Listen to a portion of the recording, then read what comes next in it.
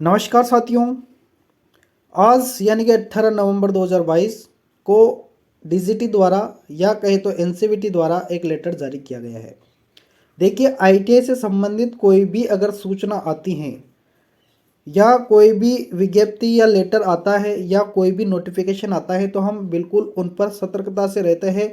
बिल्कुल हम उन पर फोकस बनाए रखते हैं। कभी भी कोई भी खबर आ जाती है तो हम तुरंत आप तक पहुंचाने की कोशिश करते हैं। उसी प्रकार से आज कल भी एक लेटर आया था, उसके बारे में भी हमने बताया है। अगर आप उसके बारे में जानना चाहते हैं तो आप डिस्क्रिप्शन में जाकर वहाँ से उस लेटर को भी पढ़ सकते हैं। और आज का जो लेटर आया है ये किन बच्चों के लिए है, हम पूरी जानकारी इस पर आपका फोकस एक एक शब्द पर रखेंगे, है ना। तो आपका फोकस बस हमारे इस वीडियो पर होना चाहिए ताकि आप अच्छे से इस पूरी प्रोसेस को समझ पाए ये किसके लिए है, क्या है। क्योंकि अगर आप आईटीआई कर रहे हैं या आईटीआई कर चुके हैं लेकिन आपकी आईटीआई अभी तक कंप्लीट नहीं हुई है तो आपके लिए यह लेटर बहुत महत्वपूर्ण है। और कोई भी महत्वपूर्ण जानकारी हो या कोई भी लेटर हो एनसीवीटी द्वारा, हम हर एक लेटर को आप तक पहुंचाने का पूरा प्रयास करते हैं। ठीक है, तो मैं आपको बताऊंगा कि इस लेटर में क्या आया है और लेटर कैसा था वो भी मैं आपको बता देता हूं। तो मित्रों, आप देख सकते हैं आपके सामने जो ये लेटर हैं, देख लीजिए यहाँ पर आप ध्यान से। डायरेक्टर जनरल ऑफ ट्रेनिंग यानी कि 18 नवंबर 2022 का लेटर है जो कि पूरा 2 पेज में है ना। पूरा यहाँ पर जो लेटर आता है ना पूरा इंग्लिश लैंग्वेज में आता है। तो इसको हमने हिंदी में कन्वर्ट करके और आप तक अच्छी प्रकार से समझ के हिसाब से हमने उसको पीडीएफ के रूप में बनाया है। तो हम आपको डायरेक्ट उसी पर लेके चलेंगे, है ना। यहाँ पर ये पूरा लेटर है और यहाँ पर देखिए लिखा हुआ है क्या है कि ये किसके लिए है। मैं आपको थोड़ा सा यहाँ पर फोकस कर देता हूँ कि किसके लिए है। ऑल इंडियन ट्रेड यानी कि इंडिया में जितने भी ट्रेड्स हैं उन सभी के लिए हैं। साथ ही किसके लिए, सप्लीमेंट्री यानी कि जिन बच्चों के बैक हैं, जिन बच्चों के आईटीआई में बैक हैं, अभी तक आईटीआई क्लियर नहीं हुई है, वह कोई से भी स्टूडेंट हो सकते हैं। 2014 से लेकर 2021 तक के अभी तक के जितने भी बच्चे हैं जिनके आईटीआई क्लियर नहीं हुई है उन सभी बच्चों के लिए यह लेटर है। थोड़ा सा वीडियो लंबा होगा लेकिन ध्यान से आप इसको ज़रूर देखना। नवंबर 2022 सीबीटी एग्जामिनेशन यानी कि ऑनलाइन एग्ज़ाम होना है सभी का। Supplementary training of annual system end semester system यानी कि कोई सेमेस्टर में था। 2014 से 17 तक जितने भी स्टूडेंट हैं सब सेमेस्टर में थे। और अभी जो 2018 से लेकर और 2022 तक के जितने भी बच्चे हैं सब एनुअल वाले हैं यानी कि ईयरली वाले हैं। तो उन सभी के लिए यह लेटर है। ध्यान से समझना हर एक चीज़ को। देखिए, वार्षिक प्रणाली एवं सेमेस्टर प्रणाली की पूरक परीक्षा के संबंध में इस निदेशालय के दिनांक 17 अक्टूबर 2022 के पत्र क्रम में राज्य निदेशालय और आईटीआई से विभिन्न अनुरोध प्राप्त हुए थे। यानी कि देखिए, जो वार्षिक यानी कि जो एनुअल वाले बच्चे हैं, ईयरली वाले और सेमेस्टर वाले बच्चे हैं, उनके संबंध में एक लेटर जारी किया गया था जो कि 17 अक्टूबर 2022 का था, है ना। तो उसमें कहा गया था कि आईटीआई से विभिन्न अनुरोध प्राप्त हुए थे कि मतलब कि आईटीआई जितने भी आईटीआईज हैं वहाँ से क्या है कि एनसीवीटी तक खबर गई थी कि जिन प्रशिक्षु यानी कि जो विद्यार्थी हैं उनके पात्रता मुख्य परीक्षा के लिए नहीं बनाए गए थी। यानी कि उनकी पात्रता जो है ना, कुछ बच्चे ऐसे थे जिनके एग्ज़ाम नहीं हुए थे, उनका एडमिशन हो नहीं पाया था, ठीक है, वेरीफाई नहीं हो पाया था। तो उनके लिए क्या है कि उन्हें अब क्या होगा कि उनको मौका दे दिया गया है, ठीक है। उनका एग्ज़ाम के लिए एडमिट कार्ड नहीं आया था उस टाइम पर। एग्ज़ाम जब हो रहा था उनका तब उनका एडमिट कार्ड नहीं आ पाया था और वह एग्ज़ाम नहीं दे पाए थे।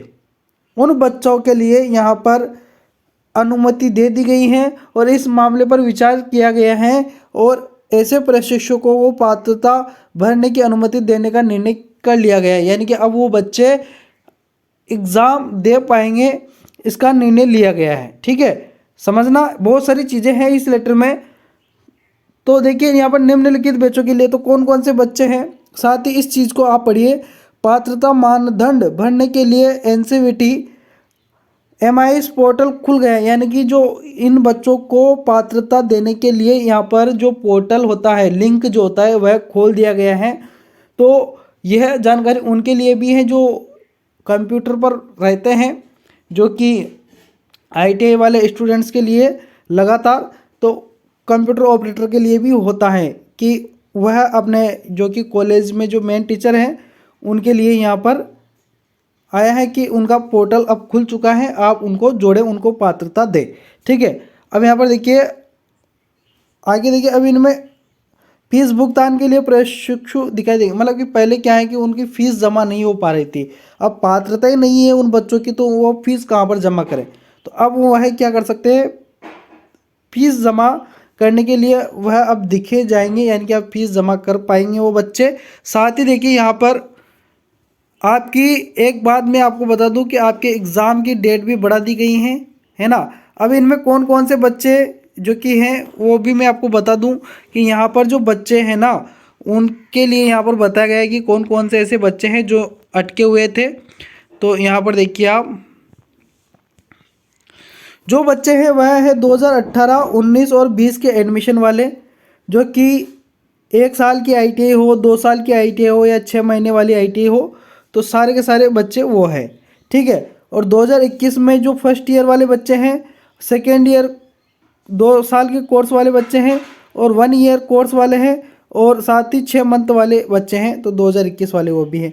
2014 से 17 वाले बच्चे भी हैं, तो ये सारे बच्चे इसमें आ चुके हैं।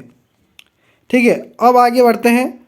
तो आगे है पूरक परीक्षा के लिए उपस्थिति नहीं थे। देखिए यहाँ पर समझिए आप, थोड़ा सा इसको मैं झूम से हटा देता हूँ, कम कर देता हूँ, है ना। अब समझिए आप, इसके अलावा ऐसे मामले भी प्राप्त हुए थे, मतलब कि ऐसी वहाँ पर सूचनाएं भी पहुँची NCVT के पास कि जिनमें प्रशिक्षु जो बच्चे हैं पूरक परीक्षा के लिए उपस्थित नहीं थे, यानी कि जिन्होंने एग्ज़ाम ही नहीं दिया, ऐसे बच्चे भी थे।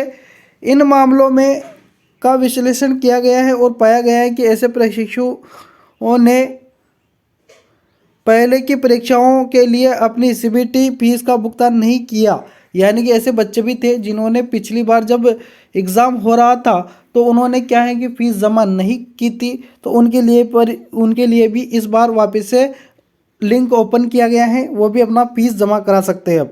अब ITI स्तर पर ऐसे प्रशिक्षु के लिए भी पूर्व परीक्षा के साथ साथ वर्तमान परीक्षा की CBT फीस भुगतान करने का प्रावधान किया गया है, यानी कि अब उनको वापस से फीस जमा करवा कर और वो एग्ज़ाम दे सकते हैं। ठीक है, तो इसमें भी वही बच्चे हैं जो सारे टोटल अभी मैंने आपको बताए हैं, तो इस हिसाब से ध्यान रखना। अब देखिए आगे बढ़ते हैं अपन, आगे समझिएगा आप, प्रैक्टिकल ED परीक्षा के लिए राज्य निदेशालय शुल्क जमा कर सकते हैं, यानी कि जो प्रैक्टिकल में बैक हैं या ED में बैक है वो भी अब फीस जमा करा सकते हैं, है ना। और साथ ही यह ध्यान दिया जा सकता है कि जो प्रशिक्षु मार्च 2022 की परीक्षा में पहले ही उपस्थित हो चुके हैं उन्हें ED प्रैक्टिकल के लिए पंजीकरण कराने की आवश्यकता नहीं है, ये भी ध्यान रखना। ठीक है, अब आप यहाँ पर ये जो रेड लाइन में जो हमने लिखा हुआ है इसको ज़रूर ध्यान से याद रखना कि CBT शुल्क भुगतान की तारीख जो है ना उसका ध्यान रखना कि वह 20 नवंबर 2022 तक बढ़ा दी गई है, यानी कि 20 तारीख जो आ रही हैं तब तक आप फीस जमा कर सकते हैं। साथ ही आपके एग्ज़ाम की जो डेट है वह क्या अस्थायी रूप से 10 दिसंबर 2022 से शुरू होगी, यानी कि आपकी जो भी परीक्षा है बैक वालों की वह सभी 10 दिसंबर से स्टार्ट होगी, यानी कि पहले 25 नवंबर था लेकिन उसको बढ़ा दिया गया है, 10 दिसंबर कर दिया गया है। तो एक आपके लिए राहत भरी खबर यह भी है कि आपको कुछ समय और मिल जाएगा पढ़ाई करने के लिए। तो दोस्तों यह थी जानकारी जो कि उस लेटर में थी, लेटर के हिसाब से हमने आपको बताया है। और अगर आपके कोई दिक्कत है तो आप अपने कॉलेज वालों को ज़रूर संपर्क कर ले ताकि वह आपको पूरी जानकारी दे सके। ठीक है, मिलेंगे नेक्स्ट वीडियो में, तब तक के लिए धन्यवाद, शुक्रिया। साथ ही इस वीडियो को अपने मित्रों तक ज़रूर शेयर कर देना ताकि वह इस जानकारी को प्राप्त कर सके और मेहनत करके और ITI को अच्छी प्रकार से कंप्लीट कर सके। ठीक है, धन्यवाद।